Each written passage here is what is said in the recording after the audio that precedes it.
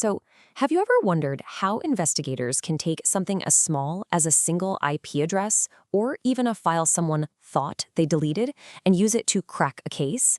Well, today we're going deep. We're going to pull back the curtain on the incredibly fast-paced world of digital forensics to see exactly how those digital clues become real-world justice. Okay, to really get why this all matters, you just need to look at this one number, $10.5 trillion. That is a staggering figure, right? And that's the projected annual cost of global cybercrime by 2026. This isn't just some abstract digital problem anymore. It's a massive, massive economic threat. All right, so here's what we're going to cover in this explainer. We're going to follow the entire life cycle of a digital investigation, from start to finish. First, we'll tackle the sheer scale of this problem. Then, we'll trace the digital breadcrumbs that investigators have to follow. We'll even get a peek inside a high-tech forensics lab, uncover the biggest challenges they face, and, this is super important, we'll wrap up with the exact steps you can take if you ever need to report a cybercrime. Okay, so first things first, let's really define the battlefield here, because we're not just talking about someone stealing your Netflix password. No, this is a sophisticated global network of criminal activity, and honestly, it affects pretty much everyone. At its absolute core, you can think of a cybercrime investigation as a team sport. It's not a one-person job. It takes a whole crew of different experts to figure out what happened, to carefully analyze all the digital evidence, and then, this is the key part, to build a case that's solid enough to actually hold up in a court of law. Now, this is a really important distinction to make. Cybercrime investigation, that's the whole shebang. It's the big picture, from the moment a crime is reported all the way to a potential verdict.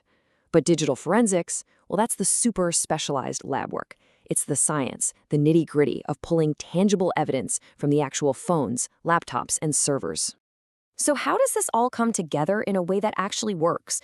I mean, to make sure the evidence is admissible in court, investigators can't just wing it, right? They have to follow a very specific, very strict life cycle. And if you look at the official source material, you can see just how structured this whole thing is.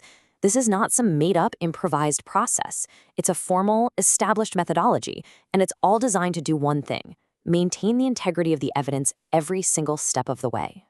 So the whole process really breaks down into these 5 key stages. It all starts with evaluating the incident. Then they have to identify and secure the digital evidence. And this next part is absolutely critical. They have to get legal authorization, like a warrant, before they can dive into the deep forensic analysis. Once that's done, they report all their findings so the case can move toward prosecution. Okay, now let's zoom in a little further and step inside the digital lab. This is where the real technical magic happens. This is where analysts are piecing together this giant digital puzzle from, what looks like just scattered bits and bytes of data. And believe it or not, just like the broader investigation, digital forensics has its own meticulous 5-step process. First, they identify potential evidence. Then, and this is so important, they preserve it. Usually this means making a perfect bit-for-bit copy so that the original evidence is never, ever touched. Only then can the analysis begin. And every single action is documented before the findings are finally presented. And, this isn't a one-size-fits-all kind of job. You have specialists who focus on totally different areas. Some are experts at pulling data from computers and phones. Others are all about analyzing network traffic to see how an intruder got in. Then you've got cloud forensics and even memory forensics, which is wild. They capture super fragile data from a computer's RAM, the stuff that literally vanishes into thin air the second you turn the power off. So here are some of the actual tools of the trade. You've got software like Wireshark, which lets analysts watch network traffic as it's happening in real time.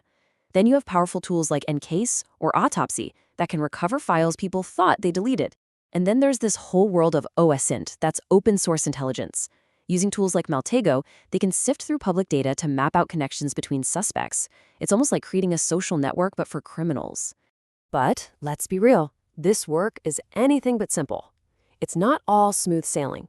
Investigators today are up against a whole new set of modern challenges that can literally stop a case dead in its tracks.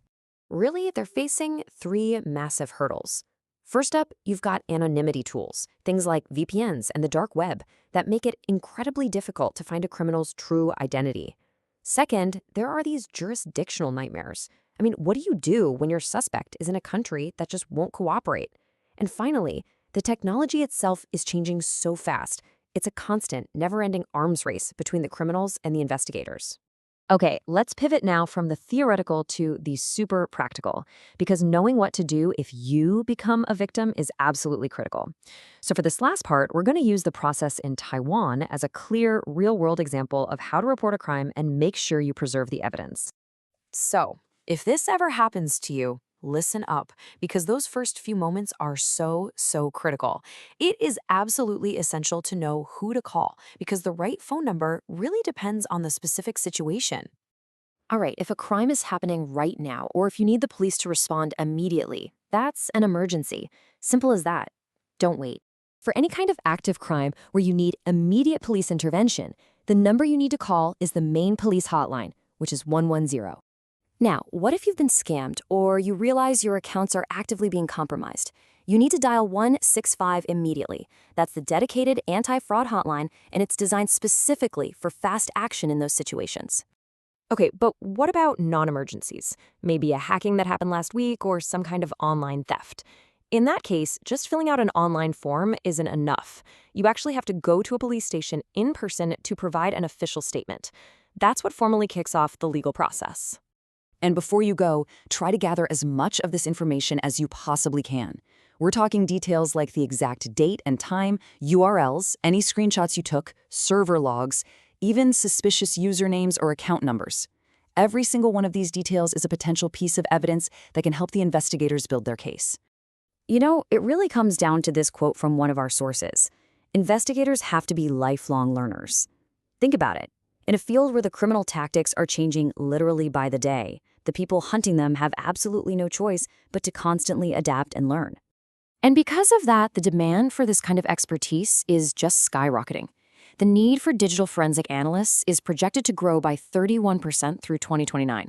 I mean, that's a huge jump, and it just goes to show you how critical these skills are becoming. Which really leaves us with one final and pretty crucial question to think about. We're already seeing criminals start to use artificial intelligence to launch way more sophisticated attacks. So how will the digital detectives of tomorrow, and the tools they use, keep pace with that threat?